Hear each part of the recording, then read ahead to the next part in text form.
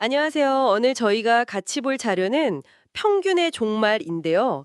이게 참, 재밌는 얘기로 시작해요. 아, 네. 그 전투기 조종석 이야기 말씀이시죠? 맞아요. 미 공군 전투기 조종석이 왜 그렇게 많은 조종사들한테 안 맞았는지 혹시 아세요? 그게 평균적인 조종사 기준으로 만들어서 그랬다고. 네, 바로 그거예요. 근데 정작 그 평균에 딱 맞는 조종사는 뭐랄까 한 명도 없었다는 거죠. 정말 놀랍지 않나요? 그렇죠. 평균의 함정이랄까요? 네. 그래서 이 자료는 바로 이 평균이라는 개념이 어떻게 우리 사회 또 어쩌면 여러분의 잠재력까지 제약하고 있는지 좀 파헤칩니다. 평균적인 사람은 사실상 없다는 거군요. 그렇죠. 그래서 오늘은 그 평균이라는 허상에 좀 깨고 개개인성의 중요성을 한번 같이 얘기해 보려고 해요. 좋습니다. 이야기가 이제 19세기로 거슬러 올라가는데요. 벨기에 과학자 캐틀레라는 사람이 있었어요. 아, 캐틀레. 평균적 인간 개념을 처음 만든 사람이죠. 네. 이 사람은 평균적 인간이야말로 자연이 바라는 어떤 완벽한 이상 같은 거라고 믿었대요. 그래서 막 키, 몸무게 같은 신체 치수뿐만 아니라 사회 현상까지 평균을 내려고 했죠. 맞아요. 심지어 자살률 같은 것까지요. 평균에서 벗어나면 그건 오류라고 본 거죠. 근데 이제 영국의 골턴이 등장하면서 그 평균의 의미가 확 바뀌잖아요. 아, 그렇죠. 골턴한테 평균은 이상이 아니라 뭐였죠? 그냥 평범함이었어요. 오히려 평균을 기준으로 사람들을 막 우월층, 평범층, 저능층 이렇게 등급 매기고 순위를 매겼죠. 아하, 평균을 넘어서는 게 중요해진 거군요. 네. 그때부터 이제 랭킹과 선별의 시대가 열린 거죠. 이걸 또 테일러는 공장에서, 손다이크는 학교에서 더 강화했고요. 그래서 우리가 익숙한 뭐 성적, GPA나 표준화 시험 같은 것들이 이때 딱 자리를 잡은 거군요. 맞습니다. 표준화, 등급 매기기가 이때부터 시작된 거죠. 근데 그렇게 평균이 중요해졌는데 아까 그 전투기 조종석 사례를 보면 이게 뭔가 문제가 있다는 거잖아요. 네, 결정적인 문제가 드러난 거죠.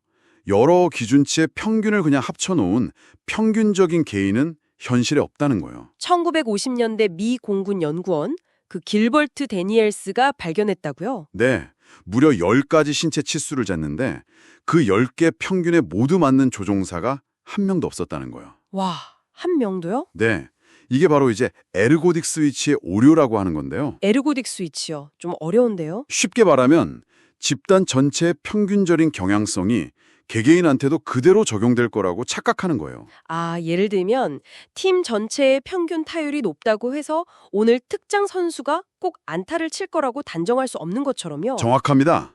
개인은 개인의 특성이 있고 또 가는 길이 다르니까요.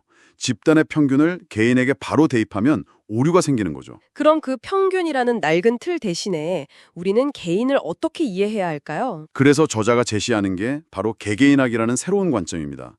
평균 대신 개인 그 자체에 초점을 맞추자는 거죠. 개개인학, 흥미로운데요. 네, 이걸 이해하는 핵심 원칙이 세 가지가 있어요.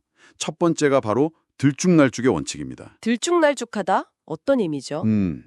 인간의 특성 있잖아요. 뭐 지능이나 성격, 재능 같은 거요.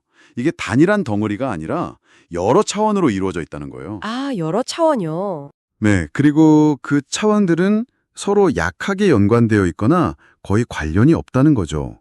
예를 들어 키가 크다고 무조건 몸무게가 많이 나가는 건 아니잖아요. 그렇죠.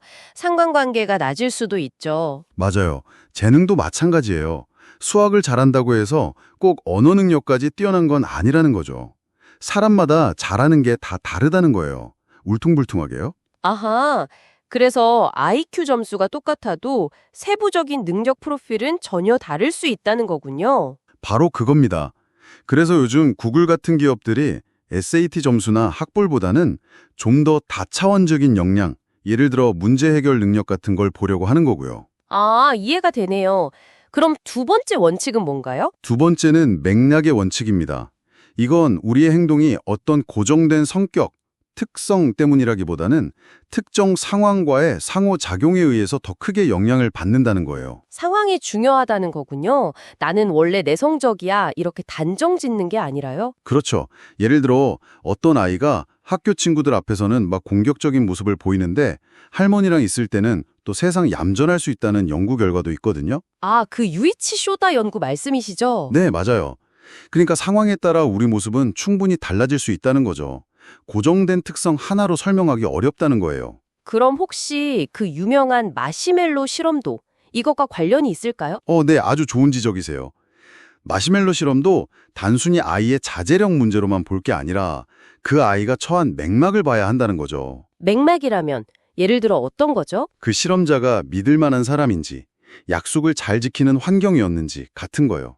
신뢰할 수 없는 환경에서는 아이가 마시멜로를 참지 않는 게 오히려 합리적인 행동일 수 있다는 거죠. 와, 맥락을 고려하니 해석이 완전히 달라지네요. 흥미롭습니다.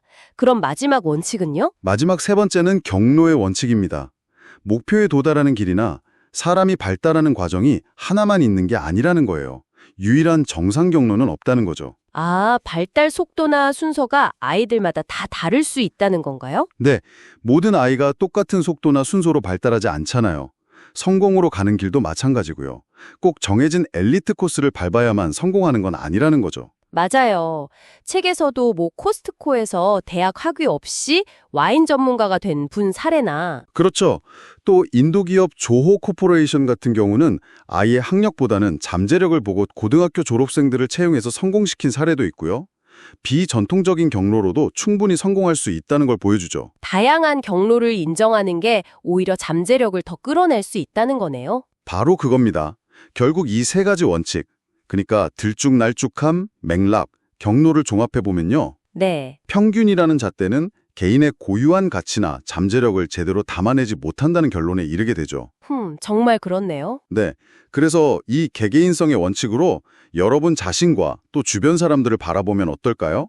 아마 이전과는 좀 다른 가능성이 보이지 않을까 싶어요. 어쩌면 우리 사회가 그동안 만들어 놓은 평균이라는 틀이 여러분의 진짜 모습을 좀 가두고 있었을지도 모르겠네요. 충분히 그럴 수 있죠. 그 틀에서 벗어나서 여러분만의 그 들쭉날쭉함, 또 여러분이 처한 맥락, 그리고 여러분만의 경로를 한번 인정해 보시면 어떨까요? 네, 스스로를 이해하는 방식이 달라질 겁니다. 그때 여러분 안에 어떤 놀라운 가능성이 펼쳐질 수 있을지 한번 생각해 보시면 좋겠습니다. 이게 오늘 우리가 함께 나눈 이야기의 가장 중요한 질문이 아닐까 싶네요.